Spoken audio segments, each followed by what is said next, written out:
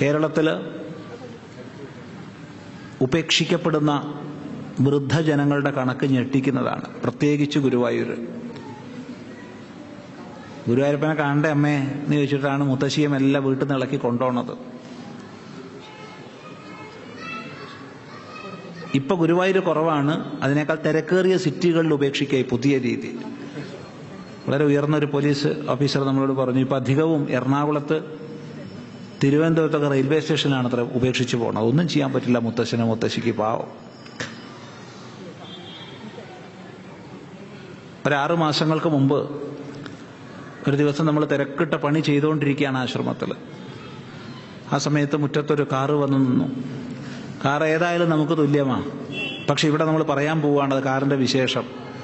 ഒരു Mercedes E-ക്ലാസ് Benz വണ്ടിയാണ് വന്നതെന്ന്. അയാൾ ബെൻസിൽ വന്നാലും എന്തിൽ വന്നാലും നമുക്ക് കണക്ക് തന്നെയാണ്. പിന്നെ ഇതിനാ സ്വാമി ബെൻസ് പ്രത്യേകിച്ച് പറഞ്ഞത്? നിങ്ങൾക്ക് മുന്നോട്ട് കേൾക്കുമ്പോൾ മനസ്സിലാവും, അതുകൊണ്ടാണ്. മെഴ്സിഡസ് E-ക്ലാസ് ബെൻസിൽ വന്നു, സ്വാമിയുടെ റൂമിൽ വന്നു. എന്തൊരു ബഹുമാനാന്നറിയോ, കാല് പിടിച്ചിട്ട് നമസ്കരിച്ചിട്ട്. വലിയൊരു പൈസക്കാരനാണെന്ന് പറഞ്ഞു, പറഞ്ഞില്ലെങ്കിലും കുഴപ്പമില്ല, നമുക്ക് മനസ്സിലാവും. വിഷയത്തിലേക്ക് കടക്കാമല്ലോ, നമ്മൾ വളരെ തിരക്കിലാണ്. അപ്പം അദ്ദേഹം പറഞ്ഞു, സ്വാമിജി ആ ജിയുടെ ഒക്കെ നീളം എത്രയാണെന്നറിയോ? എൻ്റെ അമ്മയെ കൊണ്ടാക്കാനൊരു സ്ഥലം സ്വാമിജി പറഞ്ഞു തരണം. മനസ്സിലായില്ല. സത്യം പറയണല്ലോ, മനസ്സിലായിട്ടുണ്ട്. പക്ഷെ അദ്ദേഹത്തോട് നമ്മൾ പറഞ്ഞു മനസ്സിലായില്ല.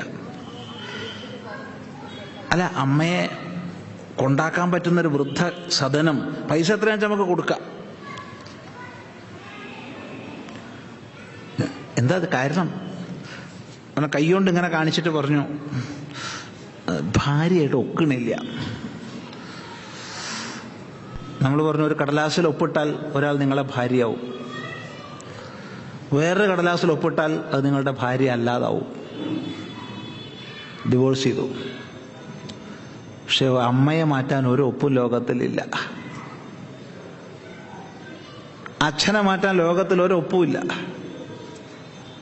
എന്തായാലും നിങ്ങൾ കുറച്ച് പൈസക്കാരനൊക്കെ അല്ലേ, നിങ്ങളങ്ങോട്ട് പുറത്തു പോയിക്കോളൂ, വേറെ വീടുണ്ടായിക്കോളൂ.